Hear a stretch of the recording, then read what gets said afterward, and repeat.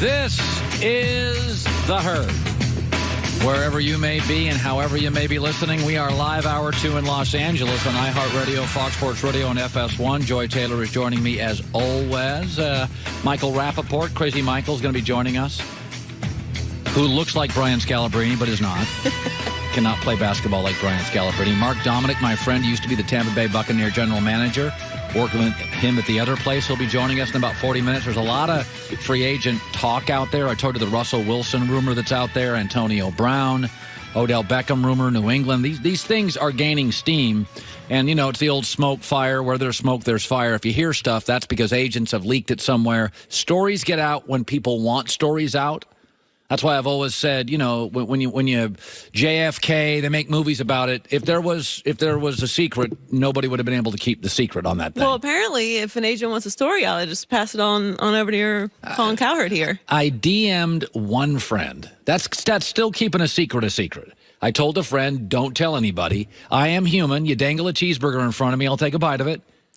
Really, if you're telling a secret of that magnitude and you have to say don't tell anybody, you should. That's basically like saying, okay, you can tell one person. Hey, it's a vault right here. Vault. So Rob Pelinka does not run the Lakers, but he kind of runs the Lakers.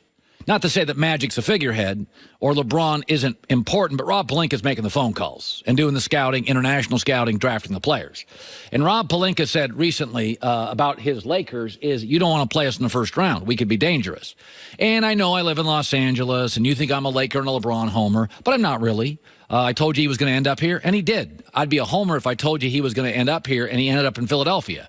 I would be a homer if I told you Tom Brady's the greatest and he couldn't make the playoffs. I generally support great. Be great. The rest of it's up to you, not me, to not talk about great.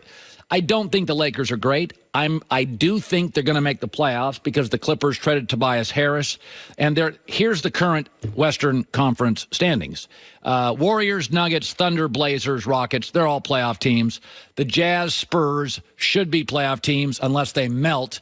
And my guess here is the Lakers and the Kings, not the Clippers, battle for the final spot. I think the Lakers get in. I think LeBron in the last 2-3 weeks kind of does his Superman thing and carries them to some close wins instead of close losses. But I do think Sacramento's a worthy adversary down the stretch because Sacramento's fun to watch, young, going to be fantastic in the next 4 or 5 years. But I think they get in. But the argument Pelinka says is you don't want to play us in the playoffs. So I think the West has one great team with all the answers and 7 to 8 other teams with nothing but questions. If the Western Conference playoffs started today, I would do the East, but the East is jumbled and will not look anything like it looks today. I think the Western Conference playoffs, as they're constituted today, will look very similar to this. 1-seed Warriors play 8-seed Clippers. I'll take Golden State in an absolute sweep. They overlook teams and can get nipped occasionally, but they will roll through the Clippers. Then I think the 4-seed Blazers play the 5-seed Rockets, and I'll take Houston. They are weaker defensively than last year, but this is a star league. Portland last year got swept by a star, Anthony Davis. I think James Harden and the Rockets win. Portland's also a terrible road team. So to win a series, you got to win some roadies, and I don't think Portland would. Denver, a 2-seed, takes on San Antonio. Neither has a transcendent star. Denver shoots the ball much better and is much deeper, so Denver wins that series, I think, quickly. And then Oklahoma City and the Jazz. I'll take the Thunder. The Jazz just don't shoot well enough. Now, they do have Rudy Gobert, which is problematic for Russell Westbrook. He'll drive the basket and not be able to finish at the rim, so it'll be up to Paul George to carry him, but I think he will, and I think the Thunder prevail. Then it would be the 1-seed Warriors against the 5-seed Rockets. I think it's an interesting series, but I don't think Houston's good enough defensively to win. Chris Paul late in the season, you cross your fingers he doesn't get hurt. I think it's an interesting series, 5 or 6, Warriors win. Nuggets, Thunder. It's a star-driven sport for the playoffs. Depth does not matter much. Now, Denver's depth will beat San Antonio's depth, but I think the Thunder would beat Denver. You've got 2 stars. They'll get the calls, and I think Paul George right now is the league MVP with Giannis. Then it's the Thunder taking on Golden State, and I think that's a bad matchup. I think you can put Draymond on Paul George, knock down his field goal percentage, and then the ever-relentless Westbrook shoots his way to infamy, and I think that's a pretty ugly, fast series. Not a sweep, but maybe one win, and the Warriors win it. But let's now look at the teams outside of Golden State. We know if the Lakers get in, it's probably an 8 seed, and they will get completely rolled by Golden State. But if they got hot and finished and a 7 seed, and by the way, these teams at the bottom of the West are jumbled up. They could go from an 8 to a 6 very quickly. Let's look at all the teams they would face. LeBron against Denver. Well, Denver's never been here before. The best player on the floor easily is LeBron. And depth doesn't matter when you get to the second and third rounds of play. It doesn't really matter in the playoffs, to be honest with you. Everybody tightens up their rotation. I'd take the Lakers to beat Denver close. I would. Oklahoma City, again, LeBron's the best player on the floor. Westbrook has a history of going Westbrook, shooting too much. Right now, Westbrook's the perfect teammate. I have a history the last 2 years. He goes off the rails. He did last year. I could see it happening again. Portland, again. They got swept last year when they faced a team that had a superstar, Anthony Davis. Houston. James Harden, very James Harden dependent in the half court. And James, like Westbrook, sometimes can go off the rails and just have one of those games where he decided waking up and driving to the arena, he wanted to shoot 29, 30 times, and he's off. He was last year. I also don't think they're very good defensively. They don't really have an answer for LeBron. And I think Utah can't shoot, the Spurs can't shoot, and the Clippers won't end up there. So I do think if they got in, LeBron would put on the Superman cape. We all acknowledge that LeBron doesn't give you the 42 minutes of effort he used to. He plays sporadically. He plays in spurts.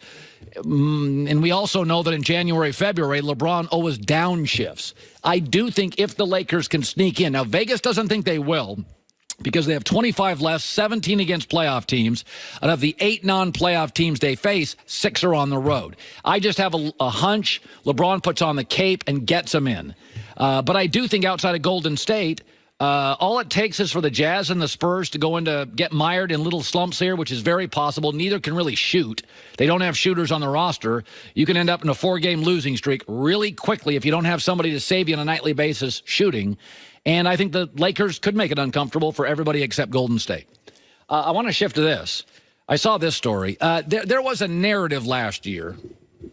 You remember that when Philadelphia won the Super Bowl, dog masks, politics, a lot of fun, cocky, football. We don't want to do it the way New England does it. New England doesn't have any fun. Over here in Philadelphia, we have fun. Party. Put on a mask. Party. Well, that lasted about an hour, and Philadelphia is not as good as New England. And I never bought into that long term, and Philadelphia hated me and sent me all sorts of ugly stuff because I think football's hard. I think practice is hard. I think film study is endless. I think your body is never 100% healthy. I think football's highly repetitive, and I think it's the only sport where you have 5 to 6 times more practices than games. If you want to have fun, get a dog, go skiing. Okay, football's hard. It's like the media is not built to be liked. We're the IRS. We're not meant to be liked. We audit. That's what we do. Sometimes we give you a check back. Mostly we ask for more money. The media and the IRS are not built to be liked. Football was never built to be fun. Football's hard and repetitive and endless, and you're hurt. And yesterday, Trent Brown came out. He's the new left tackle for the Patriots, and he said, gotta be honest with you, the Patriot way is fun. You win. Tom Brady's cool. I like playing here. What? Philadelphia, what? Folks, your life is built into 3 sections. You sleep 8, you work 9, you have fun for 7. But there's a reason they call the work part work. You make 7 figures. Your job can't all be fun. That's just not the way it works. And I thought the dog mask Eagles were adorable. It was an easy story to put your arms around. The Patriots are the villain of the league, so it was kind of fun to see them get knocked off, and everybody embraced it. But somebody who's very smart once told me this. Even in comedy, serious people win. The 5 richest people in comedy are Howard Stern, Jerry Seinfeld, Steve Harvey, Jay Leno, and maybe Bill Maher. They're all serious people who write comedy, who tell jokes. In Hollywood, they had a lot of guys with a Lambo driving around L.A., eating at the Ivy. Spielberg, James Cameron, Hanks, there's Scorsese. They're serious people. Want to have fun? Buy a dog. Football's hard. Just like the media's never been built to be likable like the IRS. We're in the audit business. Nobody likes the IRS. Most of you don't like the media.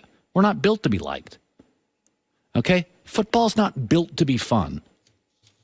Trent Brown, he said, it's kind of fun here because we win.